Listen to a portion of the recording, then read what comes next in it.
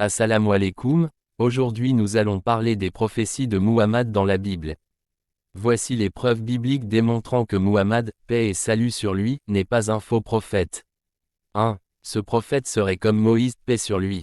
Lisons. Deutéronome 18h18, je leur susciterai, du milieu de leurs frères, un prophète semblable à toi, je mettrai mes paroles dans sa bouche et il leur dira tout ce que je lui commanderai. De nombreux chrétiens croient que cette prophétie faite par Moïse faisait référence à Jésus. Bien que la venue de Jésus ait été annoncée dans l'Ancien Testament, ce verset et cette prophétie ne s'appliquent pas à lui, mais plutôt à Muhammad, paix et salut sur lui. Considérons le domaine de comparaison. Naissance, Moïse, naissance normale, Jésus, naissance miraculeuse, Muhammad naissance normale. Mission, Moïse, prophète, Jésus fils de Dieu selon les chrétiens, Muhammad, prophète. Parents, Moïse, mère et père, Jésus mère seulement, Muhammad, mère et père. Vie familiale, Moïse, marié avec les enfants, Jésus, jamais marié, Muhammad marié avec les enfants, acceptation par son peuple, Moïse, accepté par les Juifs, Jésus rejeté par les Juifs, Muhammad accepté par les Arabes, autorité politique, Moïse la possédait, Jésus l'a refusé, Muhammad la possédait. 2. Le prophète attendu serait frère des Juifs. Le verset est explicite quant au fait que le prophète attendu sera issu des frères des Juifs.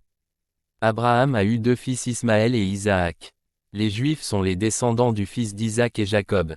Les Arabes, quant à eux sont les descendants d'Ismaël. Les Arabes sont donc les frères des Juifs.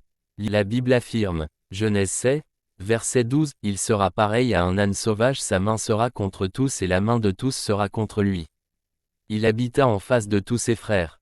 Les enfants d'Isaac sont les frères des Ismaélites. De même Muhammad est issu des frères des Israélites car il était un descendant d'Ismaël, le fils d'Abraham. 3. Dieu mettra ses paroles dans la bouche du prophète attendu. Le Coran dit au sujet de Muhammad. Coran 53, versets 3 à 4.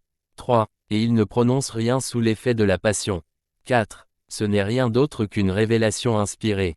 Certains croient que cette prophétie faite par Moïse fait référence à Jésus alors que nous savons que ce prophète devrait être suscité entre les frères des Israélites alors qu'on sait qu'Ismaël habitait en face de ses frères.